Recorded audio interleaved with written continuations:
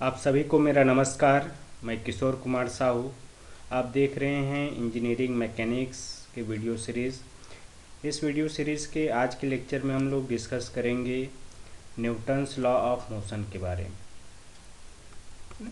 जैसे कि हम पहले भी डिस्कस कर चुके हैं कि हम इंजीनियरिंग मैकेनिक्स के बारे में पढ़ रहे हैं।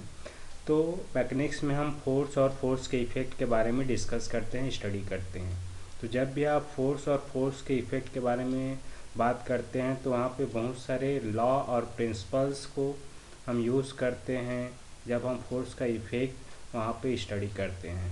ठीक है, तो जब भी फोर्स का इफ़ेक्ट आपको जानना हो कि फोर्स अप्लाई हो रहा है तो उसका क्या इफ़ेक्ट है, तो वहाँ पे बहुत सारे प्रिंसिपल्स और लॉ को हमें अप्लाई करना रहता है।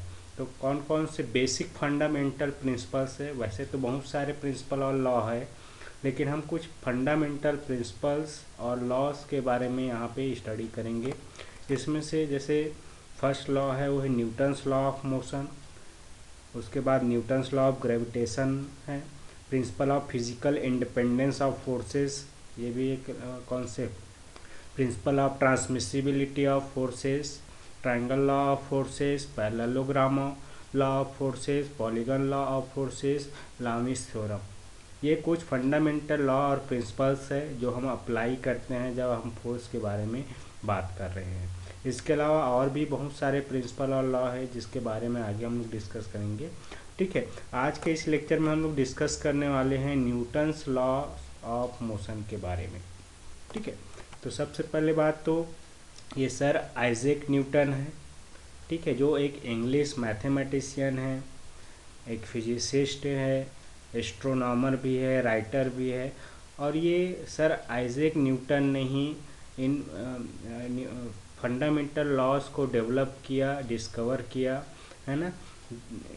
सर आइजैक न्यूटन ने बेसिक दो लॉस इन्होंने दिया हुआ, एक मोशन के लिए लॉ दिया हुआ और दूसरा ग्रेविटेशनल का लॉ दिया हुआ। तो इस लेक्चर में हम लोग इसके मोशन के कौन कौन से लॉ है, जब हम फोर्स अप्लाई करते हैं तो मोशन होता है बॉडी में, तो उसके लिए इन्होंने बेसिक 3 लॉज दिए हुए हैं। First law of motion, Newton second law of motion and Newton third law of motion. ये बॉडी में होने वाले मोशन से रिलेटेड लॉ है जिसके बारे में इस लेक्चर में हम लोग डिस्कस करेंगे। ठीक है, तो सबसे पहले हम डिस्कस करते हैं Newton's first law of motion के बारे में, न्यूटन के गति के द्वितीय नियम। ठीक है, तो अकॉर्डिंग टू दिस लॉ क्या होता है, everybody is continuous to state of rest और of uniform motion in straight line unless it is compelled to change that state by a force imposed on the body. ठीक है, मतलब ये होता है कि जब कोई बॉडी स्टेशनरी कंडीशन में है तो स्टेशनरी कंडीशन में ही रहेगी। अगर कोई बॉडी क्या है, मोशन कंडीशन में, मूविंग कंडीशन में है तो मूविंग कंडीशन में ही रहेगी जब तक उसमें कोई एक्सटर्नल फोर्स अप्लाई ना किया जाए। यही क्या है, न्यूटन की गति का प्रथम नियम है। ठीक है, मतलब मान लो आपके पास कोई एक बॉडी है, बॉडी रिजिड बॉडी की यहाँ बात हो रही है, जो भी हम चीज़ें देखेंगे रिजिड बॉडी, तो यहाँ पे एक रिजिड बॉडी है, एक बॉक्स है। ठीक है, ये स्टेशनरी पोजीशन पे है। अब इसके बाद दो पर्सन क्या कर रहे हैं, उसको अपोजिट डायरेक्शन से फोर्स अप्लाई कर रहे हैं। ठीक है, मान लो दोनों इक्वली फोर्स अप्लाई कर रहे हैं तो क्या होगा, यहाँ पे बैलेंस फोर्स होगा और बैलेंस फोर्स लगने के कारण बॉडी क्या रहती है, स्टेशनरी पोजीशन पे ही रहती है।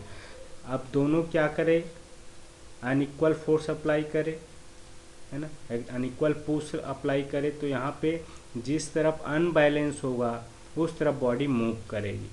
ठीक है, तो अनबैलेंस फोर्स जब एक्सटर्नल फोर्स अप्लाई होगा तभी वहाँ पे बॉडी क्या है, मूव करेगी।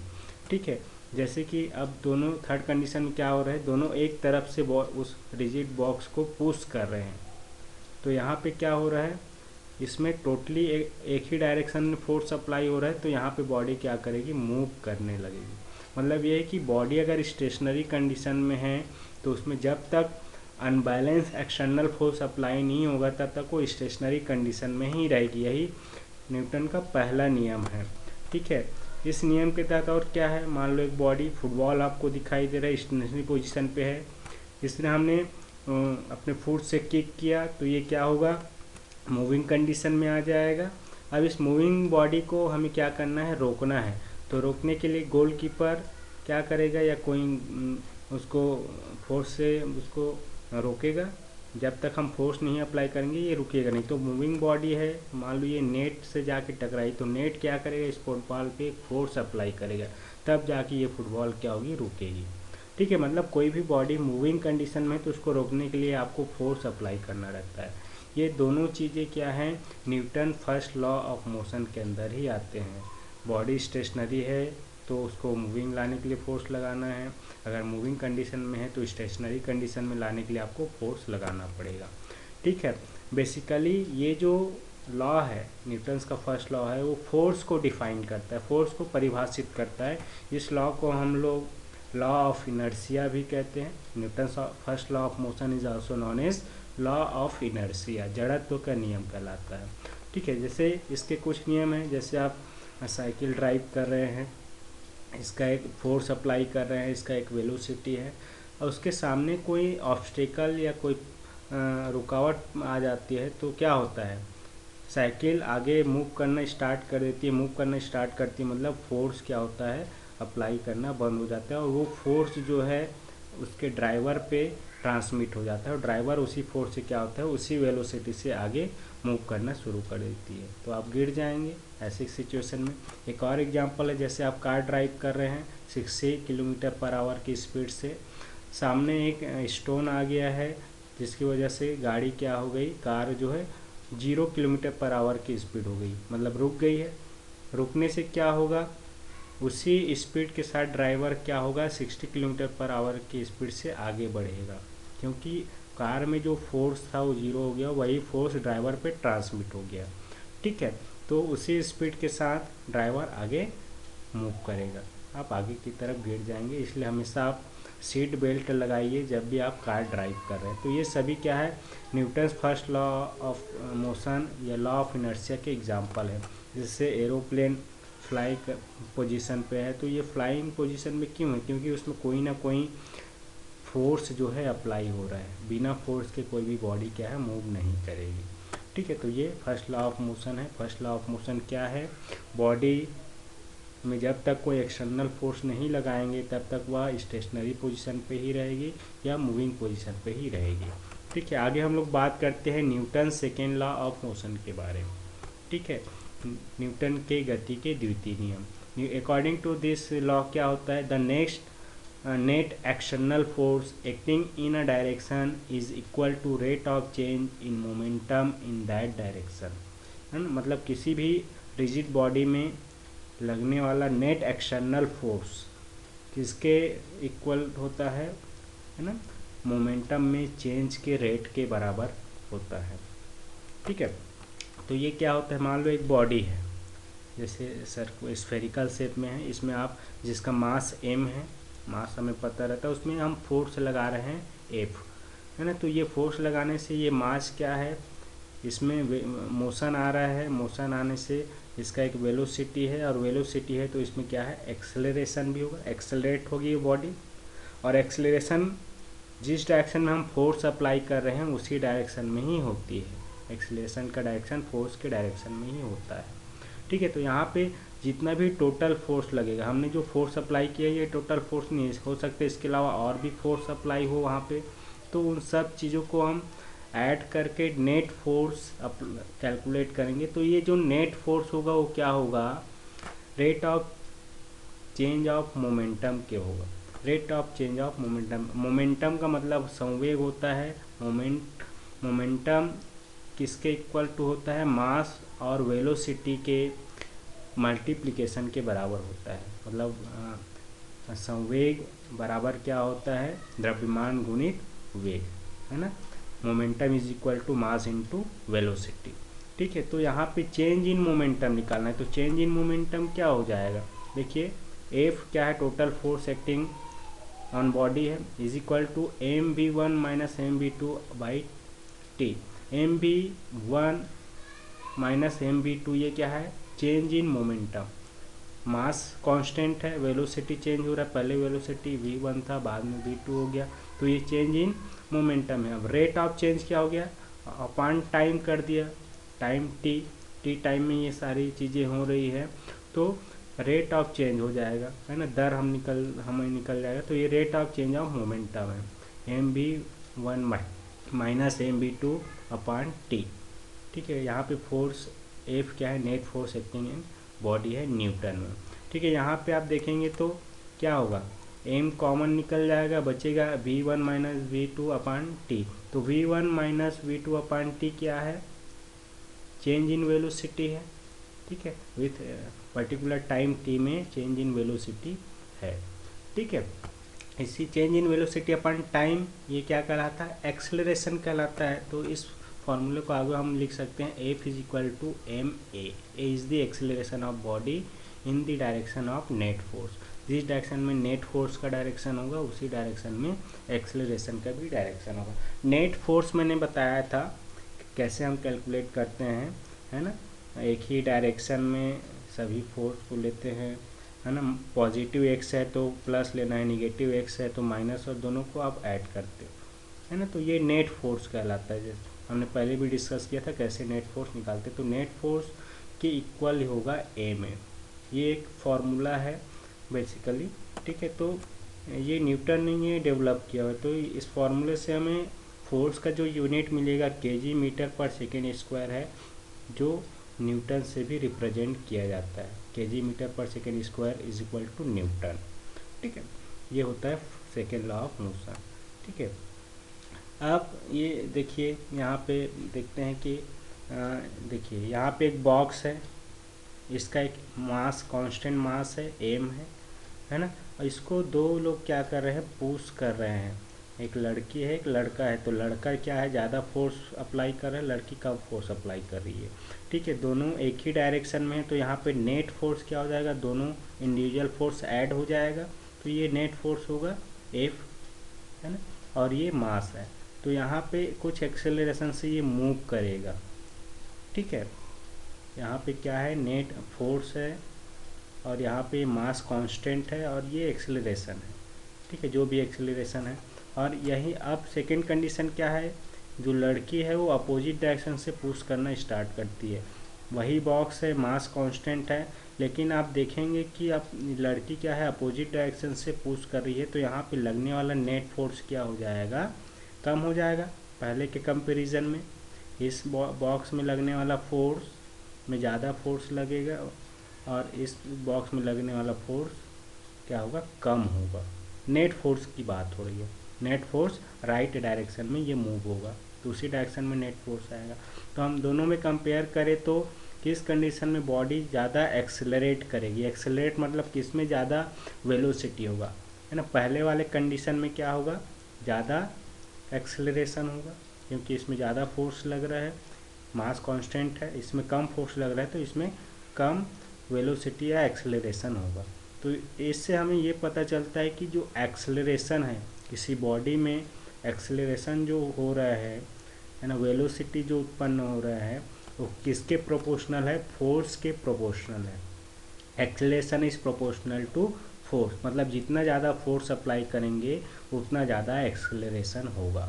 ठीक है, दूसरी कंडीशन देखते हैं कि आदमी क्या कर रहा है, एक फोर्स से एक बॉक्स जिसमें कुछ मास है उसको फोर्स अप्लाई कर रहा है, पुश कर रहा है, तो इसमें एक एक्सेलरेशन हो रहा है ना।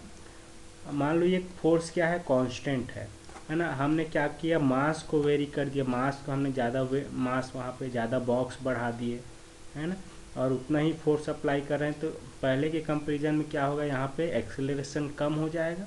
आप खुद देखिए, पहले इसका स्पीड जो था उससे स्पीड कम होगा, क्योंकि उतना ही फोर्स लगा रहा है, लेकिन हमने मास या बॉक्स, नंबर ऑफ बॉक्स यहाँ पे बढ़ा दिए। ठीक है, तो पहले जितना फोर्स लग रहा है उतना ही लग रहा है, लेकिन हमने ज़्यादा बॉक्स बढ़ा दिए, तो ऑब्वियस सी बात है कि स्पीड कम हो जाएगा इस बॉक्स का या इस ट्रॉली का। ठीक है, और इसका मतलब ये है कि जब हम मास को बढ़ाते जाते हैं तो एक्सेलरेशन क्या होता है, कम होता है ना, इस कंडीशन में फोर्स जब कांस्टेंट हो, कांस्टेंट फोर्स पे। ठीक है। तो इसका मतलब ये है कांस्टेंट फोर्स पे क्या होता है, एक्सेलरेशन जो होता है इन्वर्सली प्रोपोर्शनल होता है मास के। Acceleration is inversely proportional to the mass at constant force, ठीक है।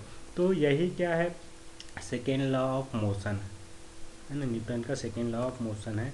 इस लॉ के अकॉर्डिंग क्या होता है, जो बॉडी का एक्सेलरेशन होता है वो क्या होता है, नेट फोर्स के डायरेक्टली प्रोपोर्शनल होता है, ठीक है।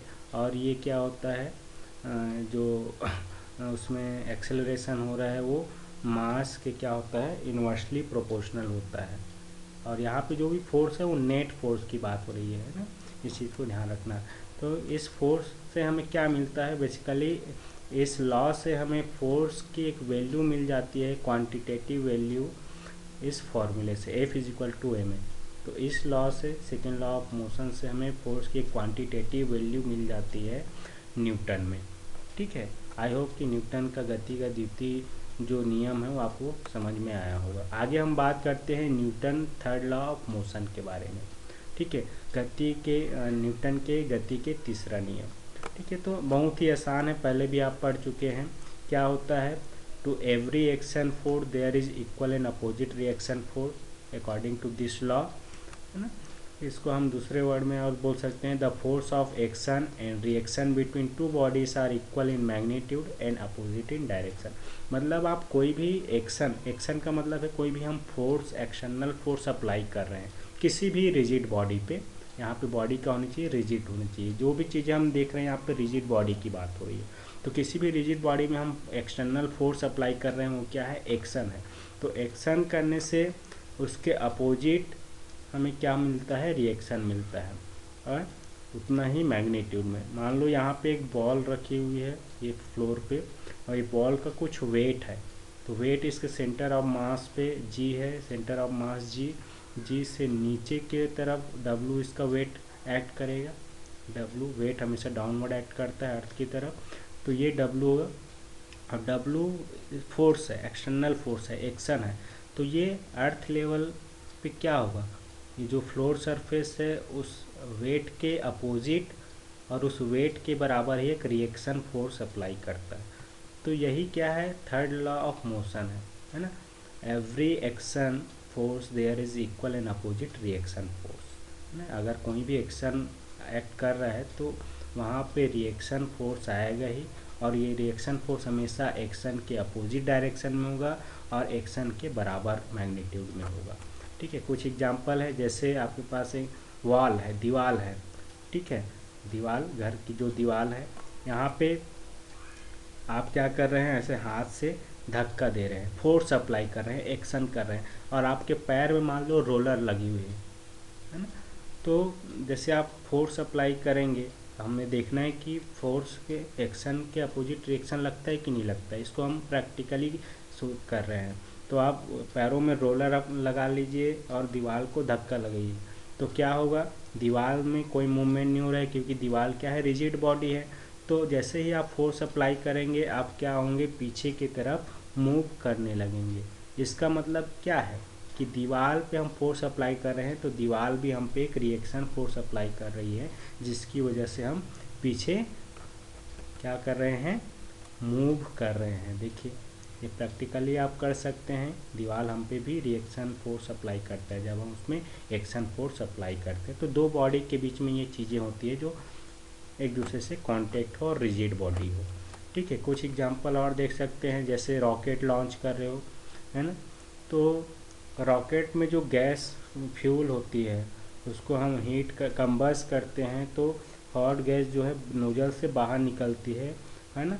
और ये गैस पे बाहर की तरफ जो फोर्स लगता है वो एक्शन है ना। रॉकेट में जो कंबसन हो रहा है गैस फ्यूल का, वो एक गैस के फॉर्म में बाहर निकलती है, ये फोर्स के थ्रू बाहर निकलती है, जो कि एक्शन है। इसी एक्शन की वजह से क्या होता है, रॉकेट पे ऊपर की तरफ एक रिएक्शन फोर्स अप्लाई होता है उसी गैस के थ्रू, जो कि एक एक्शन का रिएक्शन है। और इसी रिएक्शन फोर्स के कारण रॉकेट क्या होता है, ऊपर की तरफ मूव करता है। जैसे आप बलून ले लीजिए, बलून में आप हवा भरिए, है ना, इसको एयर फिल कीजिए, और एयर को धीरे धीरे आप क्या करिए, आप रिलीज़ करिए, तो रिलीज कैसे होगा, अंदर के तरफ हाई प्रेशर है, प्रेशर से बाहर निकलेगा, फोर्स अप्लाई होगा, तो ये एक्शन है। तो उसके अपोजिट एयर क्या करेगा, बलून पे एक रिएक्शन फोर्स अप्लाई करेगा, जिसकी वजह से बलून ऊपर उठने लगेगा। ठीक है, जैसे एक और एग्जांपल आप ले सकते हैं, आप एक रोलर पे चढ़ जाइए और एक बॉल को आप थ्रो करिए, बॉल को आप थ्रो करेंगे तो फोर्स अप्लाई होगा, ये एक्शन है। और जैसे ही आप एक्शन करेंगे बॉल भी आप पे एक रिएक्शन फोर्स अप्लाई करेगा, जिसकी वजह से आप पीछे की तरफ क्या करेंगे, मूव करेंगे। तो भी ये एक्शन और रिएक्शन का एग्जांपल है।